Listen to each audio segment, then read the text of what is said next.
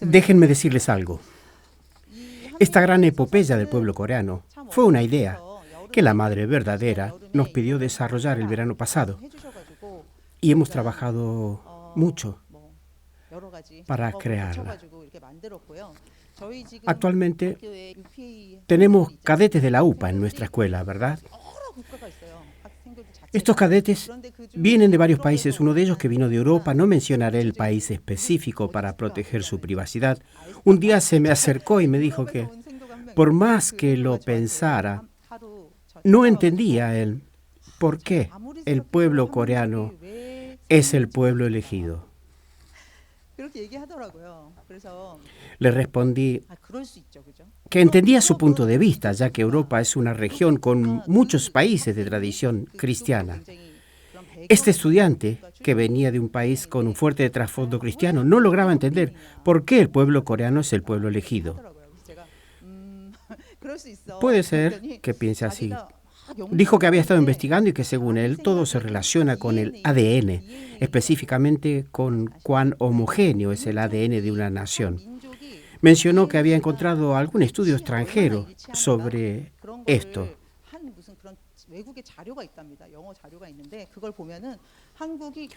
Me contó que había encontrado un artículo en inglés que confirmaba que Corea es el país con mayor coincidencia de ADN entre su población. Esto significa que el pueblo coreano ha mantenido su linaje étnico durante mucho tiempo. Dijo que al investigar encontró esta información y pensó que tal vez por eso el pueblo coreano es el pueblo elegido.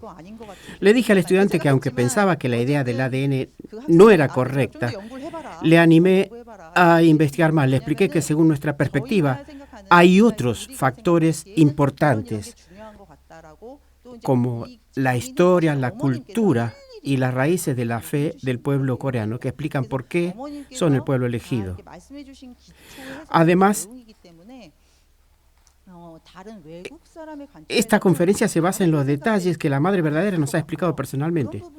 Dado que se ha creado sobre la base de sus enseñanzas, es posible que personas de otros países tengan perspectivas diferentes. Creo que es importante considerar diferentes perspectivas. Además, creemos que el pueblo coreano fue elegido y preparado como el pueblo para recibir a los padres verdaderos. Después de la llegada de los padres verdaderos, todas las familias bendecidas que sirven a los padres verdaderos son ahora el pueblo elegido. Yo pienso así. Entonces, de hecho, es un pueblo elegido para enviar a los padres verdaderos. Y después recibimos la bendición y todos ustedes llaman padres a los verdaderos padres. ¿No es así? Todas las familias bendecidas somos el pueblo elegido. Así lo creo. Entonces debemos entender el propósito de Dios al elegir al pueblo coreano. Solo así las familias bendecidas podrán educar a sus hijos y reafirmar su identidad con claridad. Esta comprensión nos ayudará a determinar qué valores y enseñanzas fundamentales debemos transmitirles a nuestros hijos. No se trata solo de que todos reciban la bendición con los coreanos. Más bien, las familias bendecidas deben reflexionar sobre qué valores fundamentales consideran esenciales para su identidad como familias bendecidas. Debemos pensar juntos sobre cuáles son estos valores y cómo los transmitimos a nuestros hijos. El tema que quiero abordar hoy es sobre la fe y la cultura del pueblo coreano. Eso es lo que quiero presentarles. La profesora An Yeon-hee ya explicó sobre la perspectiva religiosa del pueblo coreano, así que quiero introducir estos aspectos en detalle. Desde el punto de vista religioso, lo que más se destaca es la ideología o pensamiento de la gran esperanza. Esa creencia se refiere a la gran fe del pueblo coreano, un pueblo que siempre ha sido muy religioso y ha practicado la religión con devoción, sin importar cuál fuera. Lo que tienen en común todas las religiones que han llegado a Corea es esta ideología de la gran esperanza. La ideología de la gran esperanza es muy importante y se refiere a la creencia de que el mundo en el que vivimos actualmente está equivocado. Hay algo que no está bien y por lo tanto se cree que un nuevo mundo se abrirá. Entonces, ¿cuándo se abrirá ese nuevo mundo? No se trata de morir a ir al cielo, sino de un cambio en el mundo real en el que vivimos. La creencia es que alguien nuevo llegará y abrirá ese nuevo mundo. El pueblo coreano ha mantenido esta ideología de la gran esperanza durante mucho tiempo. Por ejemplo, en el budismo existe Buda. Pero hay otro Buda que vendrá cuando el mundo se transforme y llegue este nuevo mundo. Como les decía, en el budismo ellos creen en Buda, pero se habla de que vendrá otro Buda. Ese Buda es conocido como Maitreya. Mientras que en otros lugares se venera a Buda, en general en Corea, hay una fe especialmente desarrollada hacia Maitreya o Maitreya. Por eso en muchos templos coreanos es común encontrar muchas estatuas de Maitreya. No solo en el budismo, sino también en el confucianismo se habla mucho de convertirse en un sabio o chunshi. Este sabio es una persona muy magnánima, kunya en coreano, y altruista, capaz de vivir y practicar de acuerdo con su propia conciencia y moralidad, siempre actuando en beneficio de los demás. El confucianismo otorga una gran importancia a la existencia de este kunya o sabio. En Corea los seguidores del confucianismo han enfatizado mucho la idea de autocultivo o shushen, es decir, esforzarse por vivir de acuerdo con su propia conciencia para convertirse en una persona sabia. Este concepto ha sido muy enfatizado en Corea, donde se considera fundamental no solo vivir de manera consciente y moral, sino también practicar la tolerancia y el amor hacia los demás. Por eso en China se dice que Corea es tierra de personas sabias debido al énfasis en vivir una vida moral y ética. Aquellos que se esfuerzan por convertirse en sabios también son conocidos como santos. Estos santos viven de acuerdo con su conciencia y creen en la idea de no tener vergüenza ante Dios. Eso significa aceptar completamente la misión dada por el cielo y hacerla propia completamente y vivir en armonía con esa misión. Se dice que debemos vivir de acuerdo con la voluntad del cielo. En el confucianismo coreano se ha enfatizado mucho la práctica y la moralidad, lo que ha sido la base de la filosofía política en Corea. En tiempos de confusión surgieron libros proféticos, como el Chongamno y el Kyogamyuro. Según el libro Chongamno, aunque hay variaciones en las interpretaciones, lo vieron en el principio divino, se predice la llegada de una persona llamada Chongdoryeon o el caballero de justicia. Como este mundo está equivocado, vendrá un sabio para salvarlo y ese sabio será una persona llamada Chongdoryeon. Cuando Chongdoryeon venga, se inaugurará un nuevo mundo. Lo llamamos renovación posterior del cielo. Este concepto aparece en muchas expresiones diferentes. Las religiones coreanas creen comúnmente que cuando se abra un nuevo mundo, necesariamente habrá alguien que lo inaugure.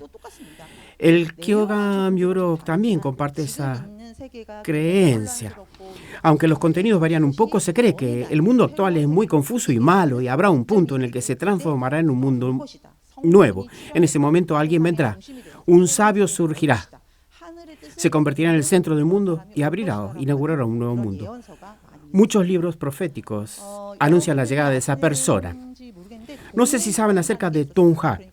Durante el periodo más confuso de la historia coreana, cuando el país estaba en transición, fue uno de los momentos de mayor agitación. En especial, cuando el reino de Joseon llegó a su fin y comenzó la modernización, Corea no supo manejar adecuadamente la situación, lo que resultó en una gran confusión y desorden. Durante esa época, muchas influencias occidentales empezaron a llegar a Corea. La gente comenzó a rechazar estas influencias, afirmando que debían mantener sus propias tradiciones. Así surgió la religión conocida como Tonghak. Tonghak puede considerarse como una síntesis de las principales ideas religiosas coreanas que se habían desarrollado hasta ese momento. En lugar de crear algo nuevo, Tonghak organizó y unificó las enseñanzas religiosas coreanas existentes. De aquí surge el concepto de Kebyok, que se refiere a una transformación completa del mundo. Se dice que con el fin de la era anterior y el comienzo de la era posterior llegará un momento de cambio radical. Durante ese tiempo se enfatiza la idea de Shichonju, que significa que los humanos y todos los seres de la tierra deben vivir sirviendo a Dios. Donghak enfatiza que desde ahora todos debemos vivir honrando al cielo. Esto es de hecho muy similar a lo que nuestra iglesia predica. Muchas de las religiones coreanas que surgieron después de este periodo comparten un tema común, la idea de una renovación posterior del cielo o Kebyok, como inaugurar un nuevo mundo, una nueva tierra. Eso significa que llegará un nuevo mundo. Para que se abra ese nuevo mundo debemos vivir sirviendo a Dios. Donghak también enfatiza la importancia de tener al cielo en nuestro corazón y vivir de acuerdo con esa voluntad. Donghak fue sistematizado en una religión conocida como chondoísmo por su segundo líder, Son Byung-hee. Uno de los conceptos clave del chondoísmo es la idea de la ideología de la transformación del mundo llamada Kebyok o la renovación posterior del cielo. También se destaca el concepto de Innechon, que significa que el hombre, uno es el cielo, uno es Dios. Esto refleja una perspectiva coreana muy particular. Cuando estudio esto, a menudo escucho que los coreanos creen que espiritualmente pueden sentir directamente a Dios. Los coreanos piensan de esta manera. En otros países, por ejemplo, cuando oran intensamente y se dedican a la espiritualidad, puede aparecer Jesús, algún santo o ángeles en sus experiencias espirituales. Pero los coreanos, cuando oran intensamente, creen que Dios personalmente es quien se nos aparece cuando oramos profundamente. No es solo porque sean coreanos, sino que el pueblo coreano tiene esta característica o tendencia. Los coreanos creen que no necesitan encontrar a Dios a través de alguien más o algún ser. Piensan que pueden experimentarlo directamente y escuchar la voz de Dios.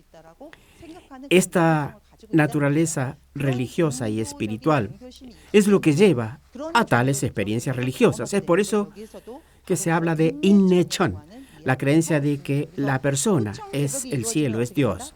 Cuando ocurra la renovación posterior del cielo, se creará un paraíso en la tierra, según el chondoísmo. En resumen, lo más importante es que el pueblo coreano siempre ha anhelado un nuevo mundo. No el mundo real en el que vivimos ahora, sino un mundo nuevo. Un mundo nuevo en el que todos podamos vivir en paz y ser felices. Esto es lo primero. En segundo lugar, no se trata solo de actuar por nuestra cuenta, sino que vendrá un representante de Dios. Creían que un representante vendría y con él podrían inaugurar un nuevo mundo y lograr la renovación posterior del cielo. Que se abren los cielos, ¿verdad? La tercera característica es que los coreanos, por naturaleza religiosa, creen que pueden comunicarse directamente con Dios. Creen que pueden escuchar directamente la voz del cielo y sentirlo a Dios. Estas son las tres características principales de la religiosidad del pueblo coreano que lo diferencian de otros países. Lo que quiero decir es que las familias bendecidas son iguales, ¿verdad? No es solo el pueblo coreano, ya que muchos coreanos ya se han alejado de esto. Pero el deseo de Dios al enviar a los padres verdaderos fue preparar a las familias bendecidas para anhelar un nuevo mundo y la renovación posterior del cielo. Estas familias esperan la llegada del representante de Dios que haría esto posible. Y cuando llegara, esperaban poder comunicarse directamente con Dios. Esa es la historia. A continuación quiero analizar en detalle cómo estas religiones se han transmitido culturalmente. Una de las características más representativas de la cultura coreana es el Hyojong, que básicamente se refiere a la devoción filial. No sé qué piensan ustedes. la idea de devoción filial que tienen los coreanos es diferente de la que tienen los japoneses. Recuerden que este seminario se está dando para más de 400 japoneses. Sí, gracias. ¿Sienten que es diferente? Yo no lo sé con certeza, pero hay muchos estudiosos que sostienen que la devoción filial es diferente. También se dice que la cultura de la devoción filial, que forma la base de la familia y la sociedad, es similar en otros lugares. Al ser la base de la humanidad, podría ser similar en muchas culturas, ¿no es cierto? Sin embargo, hay muchas personas que dicen o hablan sobre las diferencias.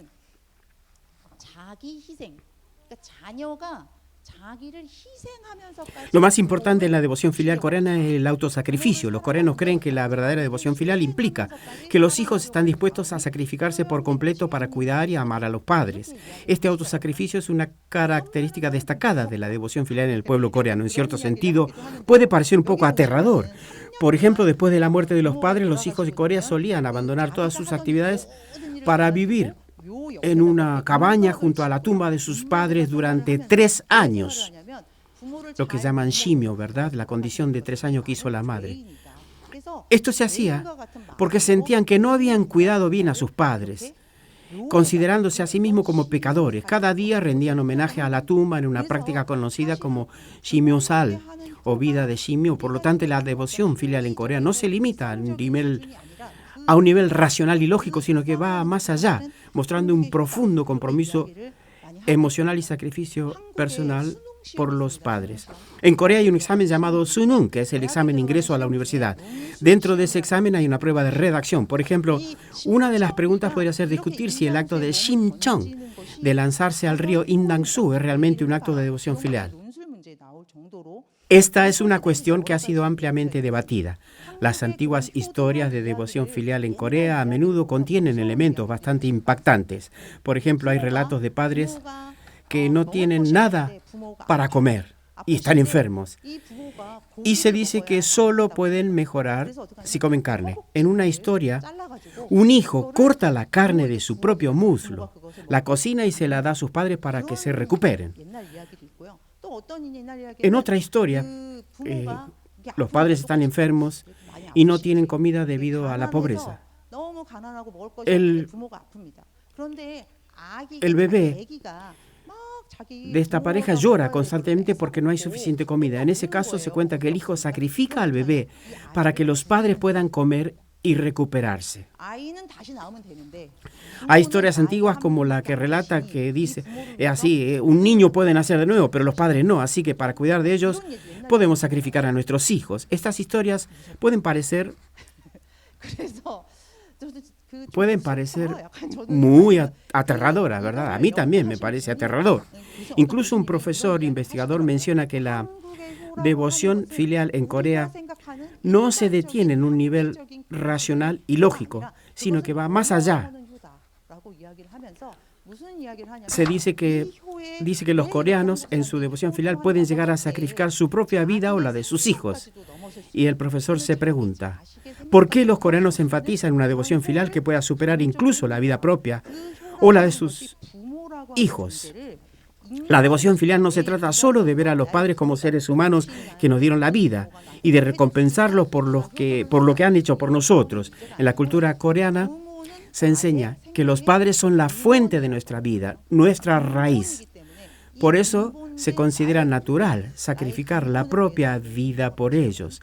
Debido a esto, hay muchas historias antiguas que reflejan esa profunda devoción. Esta historia se refiere al corazón de devoción filial que Dios otorgó al pueblo coreano.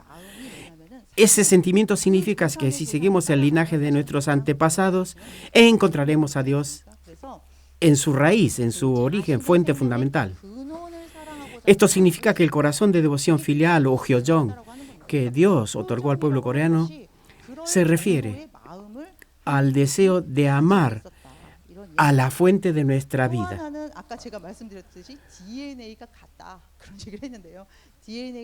Los coreanos tenían este profundo sentido de devoción filial. Además, como mencioné, el concepto de que el ADN es igual también se relaciona con esto. Uno de los aspectos importantes relacionados con tener el mismo ADN es la pureza. En la cultura coreana se ha enfatizado mucho la pureza y la castidad, afirmando que no se debe manchar el linaje de sangre. Cuando era joven recibí una educación especial como segunda generación. En Corea, los de la segunda generación recibían entrenamiento separado durante las vacaciones de verano. Recuerdo claramente, no sé si estaba todavía en el último año de primaria o en la secundaria ya.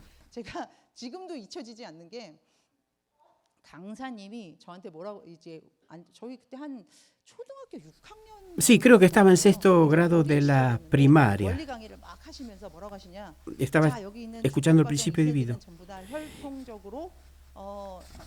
Entonces nos dijeron que todos los hijos de familias bendecidas eran hijos de Dios sin pecado original. Luego nos preguntaron qué debíamos hacer si alguna vez fuéramos violadas o agredidas sexualmente.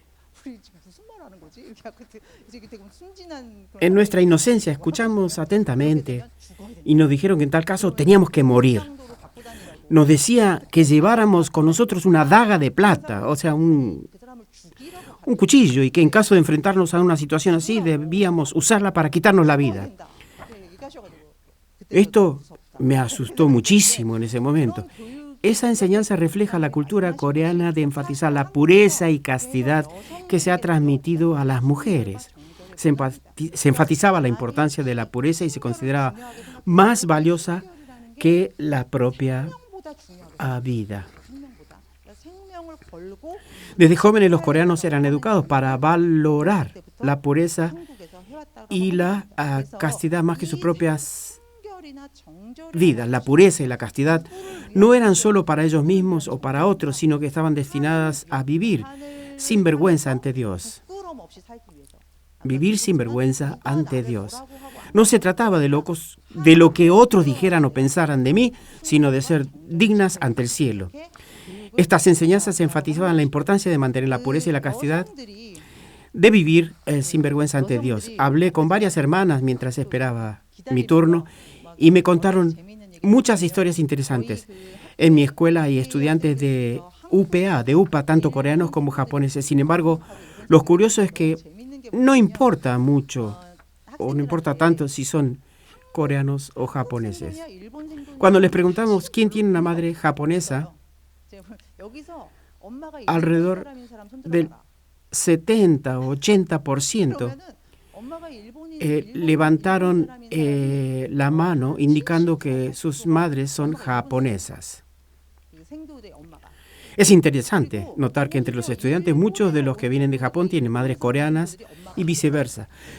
Como saben, debido a las condiciones, a las bendiciones cruzadas o internacionales en el pasado, muchas mujeres coreanas fueron bendecidas y se trasladaron a Japón. Se fueron a Japón. Los estudiantes japoneses nacieron de esas madres coreanas. Por lo tanto, aunque son estudiantes japoneses, sus madres son coreanas y viceversa. Nuestras familias bendecidas representan una unidad del pueblo coreano, donde la nacionalidad no tiene gran importancia en nuestra vida diaria. Lo interesante es que los estudiantes provenientes de Japón están aquí juntos, mostrando cómo nuestras conexiones familiares y culturales trascienden las fronteras nacionales y enfatizan la unidad y la diversidad de nuestra comunidad. Los profesores lo saben. Tu madre es coreana, ¿verdad? ¿Saben por qué? ¿Saben por qué lo adivinan? ¿Por qué hablan coreano bien? Es curioso que hoy hay muchos hombres aquí. Pero aunque el padre sea coreano, los hijos no hablan coreano. Si no dicen que su padre es coreano, no podemos saberlo. El padre es coreano. Si el padre es coreano, estará predicando en alguna misión, tendrá algún cargo público. Sin embargo, los niños, los hijos de madres coreanas, hablan coreano muy bien. Es el caso. Como están con la madre coreana, aprenden. Todo el tiempo aprenden. Hablan mucho más alto, más fuerte, como las coreanas. Los que están sonriendo entienden de lo que hablo, ¿verdad? Los hijos con madres coreanas tienden a tener voces fuertes y hablan en cualquier momento, sin importarle el ambiente, a la situación. Incluso cuando vienen a mi oficina, sin previo aviso, a veces simplemente abren la puerta y entran. Sin embargo, los hijos de madres japonesas no hacen eso. Son muy tranquilos porque creen que no deben molestar a los demás. Se dice que las mujeres coreanas son fuertes y que a veces asustan. Esto se debe a que valoran mucho su pureza y castidad y enfatizan que sus hijos vivan con integridad moral.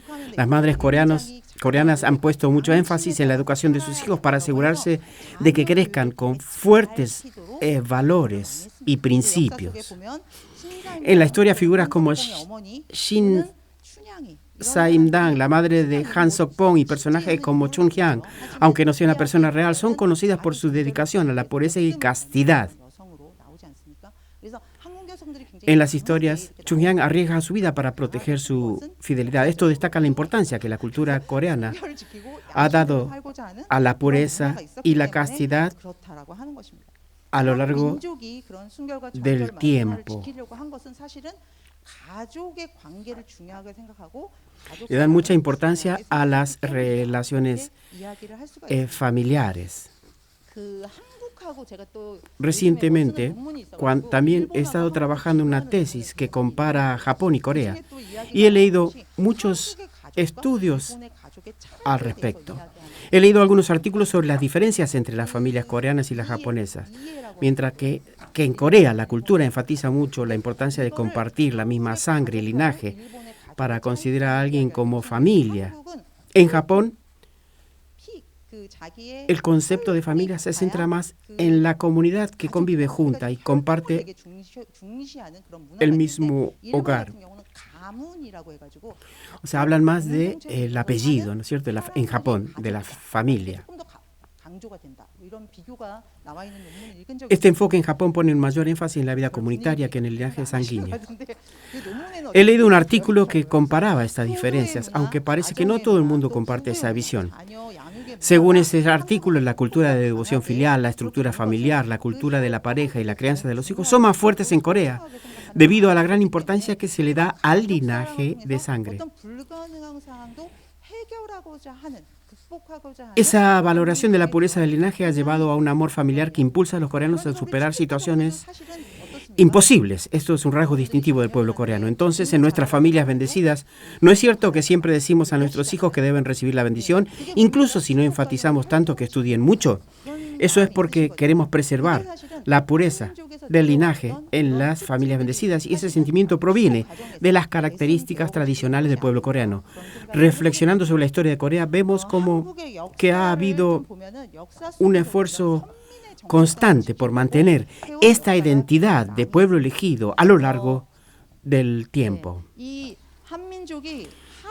Se dice que al pueblo coreano le gustaba mucho usar el hanbok o las vestiduras blancas, por lo que se le conoce así como el pueblo de vestimentas blancas.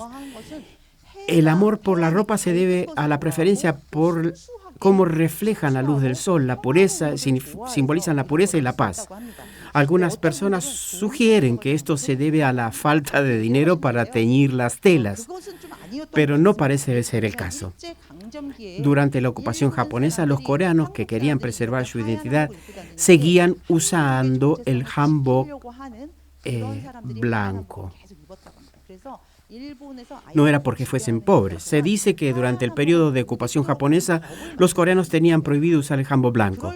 Sin embargo, esta prohibición no era por falta de ropa, sino porque el hanbok blanco se había convertido en un símbolo de identidad nacional y resistencia. Históricamente, el amor del pueblo coreano por el color blanco y la pureza ha sido una característica distintiva que refleja su preferencia por la simplicidad y por la paz. Aunque Corea es un país pequeño, aunque es mucho más pequeño que Japón, ha enfrentado constantemente invasiones de China principalmente. Sin embargo, a lo largo de su historia ha habido esfuerzos constantes para preservar la identidad nacional y la autonomía del pueblo coreano. Un ejemplo notable es del general Ulji Mundok de Goguryeo. Es interesante notar cómo antes de ir a la guerra contra las fuerzas chinas, estos líderes a menudo mostraban un fuerte sentido de identidad y resistencia.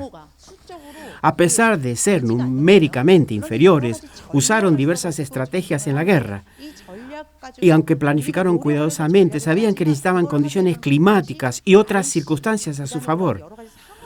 Así que lo que hacían es rezarle a Dios antes de ir a la batalla y hacían todo lo posible con sus estrategias, pero dejaban el resultado final en manos de Dios. Oraban al cielo pidiendo ayuda, algo que muchos de nosotros hacemos también, ¿verdad? Hacemos todo lo posible de nuestra parte, luego dejamos el resto en manos de Dios.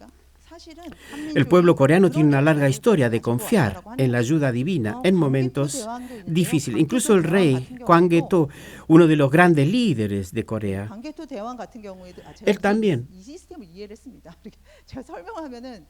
muestra este patrón.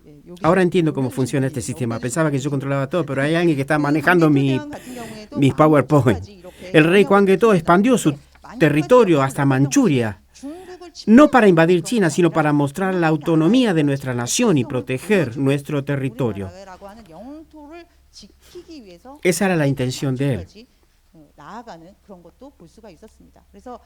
La historia del pueblo coreano ha sido un esfuerzo continuo por mantener la identidad de pueblo elegido, otorgada por Dios, y preservar la autonomía de nuestra nación. En cualquier situación, los coreanos siempre han trabajado arduamente para preservar esa identidad. Durante la dinastía Goryeo también hubo figuras notables como el general Kang Gam-chan y la creación de la Tripitaka coreana, compilación de escrituras budistas. La creación de esta compilación de escrituras budistas fue una tarea ardua realizada con la esperanza de recibir ayuda divina durante tiempos de guerra.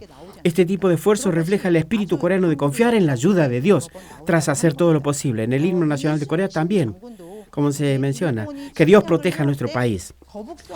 El almirante Lee Sun-shin, durante las invasiones japonesas, construyó los barcos en forma de tortuga, pero se encontraba en una gran desventaja numérica.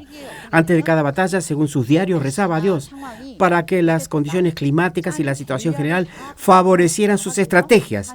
Y también menciona que durante sus oraciones a veces se le aparecía una figura divina que le daba instrucciones de lo que debía hacer. Todo está registrado en sus diarios. Los coreanos siempre han sido un pueblo que reza al cielo para proteger y preservar su autonomía. Durante la invasión japonesa, no solo el almirante Lee Sun-shin, sino muchas otras personas rezaron a Dios. Aunque me siento un poco incómoda mencionando esto frente a pastores japoneses, quiero señalar algo interesante. Taiwán tiene una actitud muy positiva hacia Japón, pero Corea, después de 40 años de ocupación, nunca se asimiló a la cultura japonesa. Es un pueblo bastante particular. Cuando Corea estaba bajo dominio, no pensaban en qué tan bueno era ese dominio o cuánto desarrollo traería, ni en los beneficios personales. Durante la invasión japonesa, Corea estaba en una posición de desventaja. En lugar de considerar una derrota inevitable, todo el pueblo salió a luchar, aunque el rey huyó. ¿Qué ocurre? ¿Qué ocurre cuando un rey huye en medio de una guerra? Cuando el rey huía, uno esperaría que el pueblo simplemente aceptara al nuevo gobernante, pero no era así. Los ciudadanos no dependían del rey, decidían proteger a su país por sí mismos. Incluso los monjes, a pesar de su voto de no matar, salían a luchar. Cada aldea tenía numerosos voluntarios llamados Uyeon, que se ofrecían para defender la nación. Este tipo de patriotismo y determinación es casi inigualable en la historia mundial y es un rasgo distintivo del pueblo coreano. En la historia coreana, el pueblo ha demostrado repetidamente su determinación de proteger su país sin depender del rey. Durante la invasión japonesa, numerosos ciudadanos se levantaron para defender su nación. Muchos coreanos se convirtieron en activistas por la independencia. Japón intentó cambiar la conciencia coreana durante los 40 años de dominación, pero los movimientos independentistas persistieron. Figuras como Lee Jo-young son muy conocidas por liberar a sus sirvientes y formar ejércitos de independencia, mostrando una resistencia inquebrantable y una profunda dedicación a la libertad y la identidad de la nación. Figuras como An Jung-gun sacrificaron sus vidas por la causa de la independencia. En Japón, An Jung-gun a menudo es considerado un terrorista. Dicen que es un terrorista, pero en Corea hoy en día se lo ve como un activista por la paz. Cuando asesinó a Ito Hirobumi, afirmó que su objetivo era proteger la paz en el este de Asia, en respuesta al dominio agresivo japonés sobre Corea. Sin embargo, él señaló que en realidad la situación no era pacífica bajo el dominio japonés. A eso se refería. An Jung-un argumentó que Japón, bajo el pretexto de proteger al este de Asia de las invasiones occidentales, en realidad estaba utilizando la fuerza y actuando incorrectamente. Escribió el Tratado sobre la Paz en el este de Asia, donde expresó que para mantener la paz en la región, Japón no debía actuar de esa manera. El ADN del pueblo coreano refleja un profundo deseo de paz. No tiene la intención de dominar otros pueblos, sino que creen en mantener la paz y permitir que cada nación conserve su identidad. Esa visión destaca su compromiso con la armonía y el respeto mutuo entre diferentes culturas. Muchos de ustedes ya conocen a Yu Wang-sun, una cristiana que lideró el movimiento de independencia a una edad muy temprana con su espíritu puro. También está la figura de Shin Chae-ho, quien durante la ocupación japonesa se centró en cambiar la perspectiva histórica, argumentando por qué Corea no debería estar bajo el dominio japonés. Se esforzó en refutar la visión colonialista japonesa que describía al pueblo coreano como necesitado de ser gobernado, incapaz de trabajar juntos y amante de las disputas.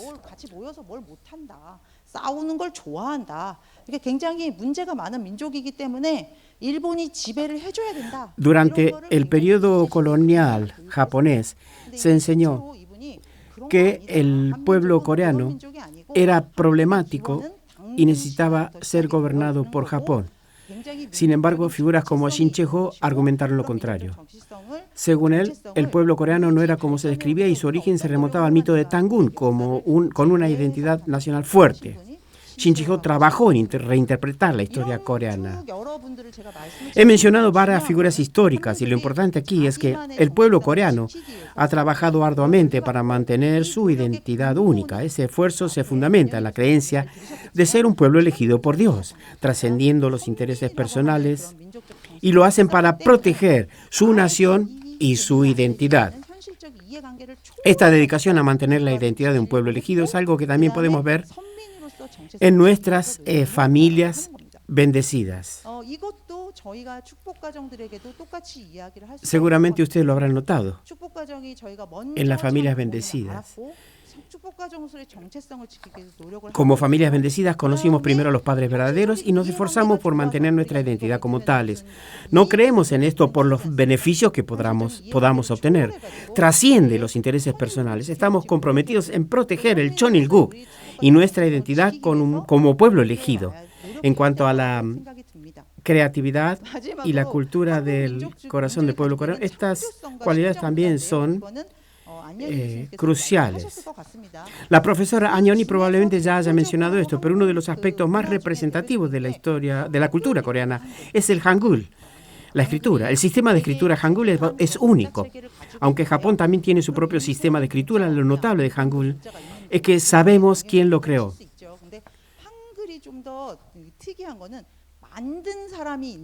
O sea, ustedes tal vez ya escucharon hablar del rey Sejong. No hay otro idioma en el mundo con un creador registrado de esta manera. El Hangul fue desarrollado científicamente y cuidadosamente diseñado. Por lo tanto, Hangul fue diseñado para poder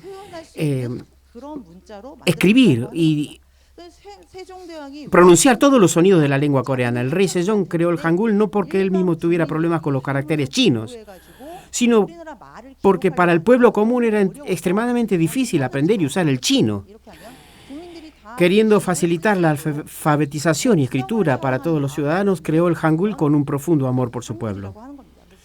En ese sentido, se podría decir que fue una inspiración divina de Dios, ya que el Hangul fue creado con el amor y la preocupación por su gente. Como pueden ver, todo esto está en el principio divino. En los años 50 y 60, cuando se escribió el principio divino, ¿podría alguien haber imaginado que el Hangul se convertiría en un idioma de alcance global y que Corea se convertiría en el centro del mundo? Los coreanos dicen, me gustaría que así fuese. En ese entonces, los coreanos podrían haber deseado que eso ocurriera, pero quizá no lo veían como una realidad tangible. Hoy en día somos testigos de cómo el mundo entero está aprendiendo coreano y cantando canciones coreanas. Vivimos en una época en que las predicciones del principio divino están cobrando vida. El Hangul existe porque se necesita un sistema de escritura que pudiera expresar los sentimientos y la esencia del corazón de Dios. Este alfabeto fue creado para transmitir el corazón de Dios de manera efectiva. Entendemos que además de la creación de Hangul, el pueblo coreano también hizo grandes avances en ciencia y tecnología, particularmente en astronomía, donde se estudiaba el cielo y las estrellas y en la medición del tiempo, destacándose en comparación con otros países. Además, la técnica de impresión también se desarrolló significativamente. Como saben, el pueblo coreano desarrolló notablemente la técnica de impresión. Pero ¿por qué se avanzó tanto en esa área? Se debió al amor por la verdad y al deseo de registrar las sagradas escrituras para preservarlas para nuestras futuras generaciones.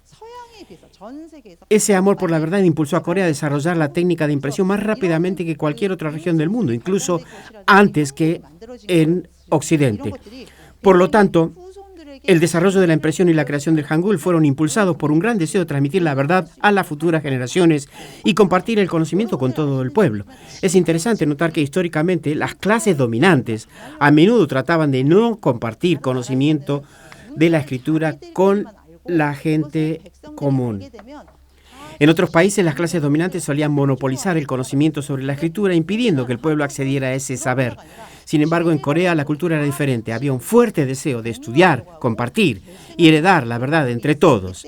Ese deseo de compartir el conocimiento y la verdad fue lo que impulsó el desarrollo de la escritura y la técnica de impresión. La agricultura también era una actividad muy extendida, lo que llevó al desarrollo de técnicas agrícolas avanzadas que mejoraban la vida de la gente. En cuanto a la cerámica, Corea es conocida por el celadón de Koryo y la porcelana blanca de Choson. Sin embargo, Japón también ha desarrollado una cerámica muy hermosa. Al visitar otros países, uno puede ver que tienen técnicas cerámicas muy avanzadas y producen piezas increíblemente elaboradas y bonitas. La cerámica japonesa, con su belleza y perfección, es un gran ejemplo de cómo diferentes culturas pueden desarrollarse y destacar en distintos aspectos del arte y la tecnología. Lo notable de la cerámica coreana es que, aunque el celadón de Koryo era increíblemente hermoso y parecía que continuaría desarrollándose en direcciones más ornamentadas, durante la dinastía Joseon hubo un cambio hacia la simplicidad con la porcelana blanca, o Joseon Baekje. Esta porcelana blanca, sin adornos, es un ejemplo único en la historia de la cerámica, donde la evolución técnica no llevó a una mayor ornamentación, sino a una elegante sencillez. Este cambio es muy peculiar y refleja una estética diferente de la cultura coreana. La razón detrás del desarrollo de la porcelana blanca en Joseon fue reflejar un corazón limpio y puro, viviendo según la conciencia. Se valoraba la pureza y simplicidad con el objetivo de representar el espíritu puro hacia Dios. Ese es un rasgo distintivo de la cultura coreana. Para concluir, creo que la identidad del pueblo coreano ha sido una base para recibir a los padres verdaderos, un fundamento. Ahora, como familias bendecidas, debemos mantener esa identidad cultural y llevar adelante el legado de nuestros padres verdaderos. La idea o la creencia de esta gran esperanza, la necesidad de crear un nuevo mundo y la dedicación a los padres verdaderos forman el núcleo de este pensamiento. La cultura de servir a Dios al costo de la vida ha sido un rasgo distintivo de la identidad coreana. Ha sido una historia de preservar la identidad de ser un pueblo elegido por Dios. Corea ha trabajado arduamente para proteger esa identidad, haciendo todo lo posible y rezando para que Dios intervenga. Esta cultura de corazón y creatividad ha sido una parte integral de su desarrollo. Espero que esto ayude a comprender mejor la profunda dedicación y la riqueza cultural del pueblo coreano. Hasta aquí ha llegado mi conferencia. Como mencioné anteriormente a los pastores coreanos, esta es una lección que deberíamos impartir los pastores, no los académicos. No se trata de un discurso académico ni de un análisis exhaustivo de la historia coreana, sino de comprender lo que los padres verdaderos desean que sepamos sobre la identidad del pueblo coreano y cómo es que nuestras familias bendecidas deberían vivir y actuar en el futuro. Esto expresa cómo es el pueblo que recibió a los padres verdaderos y qué cultura podemos aprender del pueblo elegido como familias bendecidas. Espero que los pastores japoneses presentes puedan desarrollar aún más este contenido y compartirlo ampliamente con los miembros de sus congregaciones. Sería maravilloso que todos pudieran transmitir esos principios y valores a ellos. Muchas gracias.